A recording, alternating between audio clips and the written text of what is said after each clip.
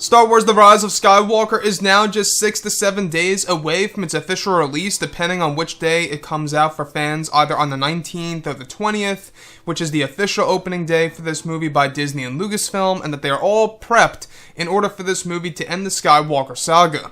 This is Mike Zero. Make sure to subscribe if you're new to the channel for future content. Now, with that being said, we do know that this film is going to have many different revelations and many different twists and turns by J.J. Abrams. A lot of fans going into this thing have mixed feelings and thoughts. A lot of fans are very worried, apathetic toward the film, excited about this movie, curious and skeptical about it.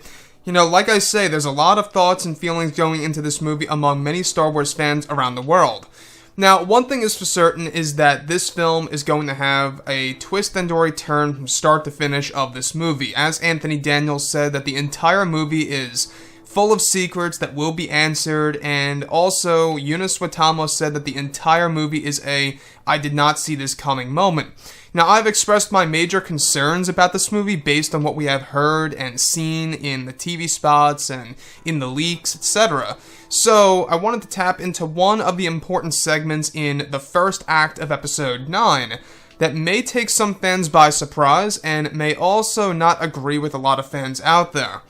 Now, on top of all of this, a sequence of Rey and her friends on the desert world of Pasaana as they are being chased by a group of stormtroopers, also jump troopers. This is where Rey, Poe, and Finn are trying to escape the First Order while looking for an artifact that belonged to a character named Achi. It's said that Rey has been looking for an abandoned ship that contains something very valuable that will give her a lead to something valuable. Eventually, Rey, Poe, and Finn defeat the jump troopers and stop their speeder, where they head for Achi's ship. As they discover it, this is where they find an artifact called the Sith Dagger, with ancient writing on the blade that C-3PO can read. However, he is not allowed to translate the text out loud, as his programming does not allow him to deliver the Sith language. Eventually, Rey, Poe, and Finn split up, where Rey goes off on her own and senses Kylo Ren from afar. This is where Kylo Ren has found Rey's position and is heading right for her location, where Rey is explained to see the incoming TIE fighter that Kylo Ren is inside of, and runs away from it and does a backflip over the TIE, and eventually is able to strike down the TIE fighter, causing it to crash in the sands of Pasaana, where Kylo is said to kick his way out of the cockpit and faces Rey on the desert world. This is where both Rey and Kylo Ren engage in a Force duel, where Chewbacca is said to be brought on board of a ship that is taking him prisoner from the First Order. Rey tries to use the Force to take the ship down, however Kylo is then said to do the same to prevent Rey from bringing the First Order ship back that Chewie is on board of. It's a tug-of-war game situation between the two, until Rey begins to tap into the dark side, where she appears to get very angry and she begins to shoot Force lightning out of her hand, and destroys the ship that Chewie was on, where she screams Chewie. The audience is made to believe Chewie is dead and long gone, however eventually Chewbacca comes out of the wreckage with little to no injuries. This is what confirms to Kylo Ren that she is indeed the granddaughter of Emperor Palpatine, and that Kylo understands now what Darth Sidious told him.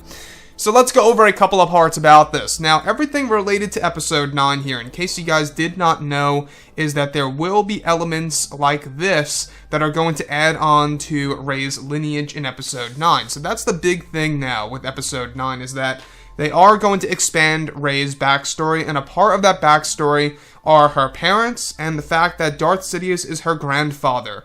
Not only will this be explained in the movie, but it's also going to be expanded in the official novelization, which I will admit right now that seems unfair by Disney and Lucasfilm, the fact that more of this will be expanded in the novelization, because not all the Star Wars fans out there buy the books and the novels and the comics, you name it. You know, not everybody reads that.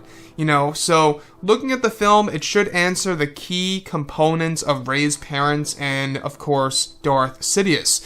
Now, the thing about the new power that Rey uses upon the First Order shuttle that takes Chewbacca on, prisoner, the thing about this is that Rey is said to tap into the dark side of the Force, and as she taps into the dark side, she uses Force lightning. So basically the Force lightning is actually said to be used in daylight, something that we have never seen in a Star Wars movie per se. It's going to be very interesting to see exactly what that really looks like. But I think at the same exact time, some fans may feel cheated because they would have liked to see Kylo Ren do this in the exact moment in which he was actually having a Force duel with Rey. Now, this Force Lightning technique by Rey is said to take down the First Order shuttle, crashing it down to the surface of Pasaana. Now, Pasaana, in case you guys are a little confused, is the brand new desert world. It's not Tatooine, it's not Jakku, it's none of those worlds. This is a brand new desert world that we have never seen before in the Star Wars franchise, so keep an eye open for that. Now, the thing about this Force duel is that there's a moment in which Rey does a backflip over Kylo Ren's TIE fighter and actually strikes it down. Now, this is actually said to happen with her lightsaber. She's able to clip it and allowing the TIE fighter to crash. Now, Kylo Ren is said to escape the actual TIE fighter by kicking his way out of there, and he meets Rey on the desert world. So this, once again, ties directly into the lightsaber duel and the Force duel that takes place on Pasaana.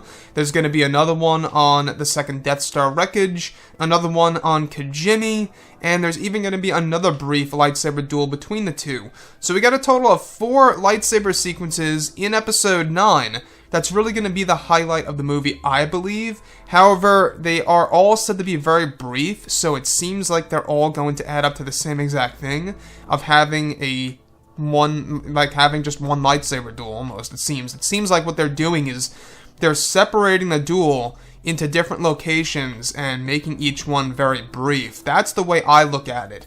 And that's how they are treating it. That's why there are so many lightsaber segments in this movie, is because each lightsaber segment is a brief encounter between the two. It's not long. So the other thing that I want to tap into here is, of course, Rey's dark side. So right from the get-go of this movie, she taps into the dark side of the Force. This is said to tie directly into the opening of the film. So in case you guys are out of the loop with the leaks, the opening of the movie is said to involve Kylo Ren traveling over to the world of Exegol. That little trailer that we got just yesterday, when Kylo Ren travels over to that dead world and goes inside of the shrines of the Sith and hears Palpatine's voice and hears and learns that Palpatine was Snoke and acting as Vader all along. That is actually the very beginning of the movie. That's the opening segment of The Rise of Skywalker. And that's exactly where it sets everything up about Darth Sidious and Kylo Ren and everything about how Darth Sidious tells Kylo that Rey is not who you think she is and kind of hints to him that she is his granddaughter. So that's the thing here. Now, following by that scene, alright, we have the Pasaana sequence. Pasaana is going to be the follow-up to the dark side-oriented opening between Kylo Ren and Palpatine. So what do I think about this? I really think that what they're trying to do is they're trying to justify Rey's powers in Episode 9. If I really had to be honest with myself here and express that openly, it really seems like it comes off like that. Almost as if they're very much desperate in order to explain why Rey is so very powerful in The Force Awakens and The Last Jedi without explanation. Even JJ stated in an interview that Rey learns faster than Luke and Anakin. And that's one thing that I think also ties directly into the Palpatine lineage and why she learns so very fast. But at the same exact time, it almost comes off like Disney and Lucasfilm won this for Rey from the get-go and are just using the Palpatine thing as an excuse. I don't know, that's just how I feel about things, this is how I see it. But we got 6 days to go until the release of this movie. We got the new premiere on the 16th, just 3 days away, this Monday, over in Los Angeles. That's going to essentially serve as the critics getting the chance to go ahead and see the movie, expressing their feelings, expressing their reactions about the film, what they thought about it. They can't give a full-out review. They have to wait a couple of days, like a day or two before the film even releases, but this is going to be a very interesting experience to see, what the fans think about this movie, because based on a lot of the leaks, aside from everything, it doesn't sound too bright, at least in my opinion. So anyways, guys, drop a comment below. Let me know what you think about all of this in the comments, and if you guys did enjoy the content for today, do make sure to drop a thumbs up on this video to support the channel. I thank you all so very much for the kind support, and I'll catch you guys next time.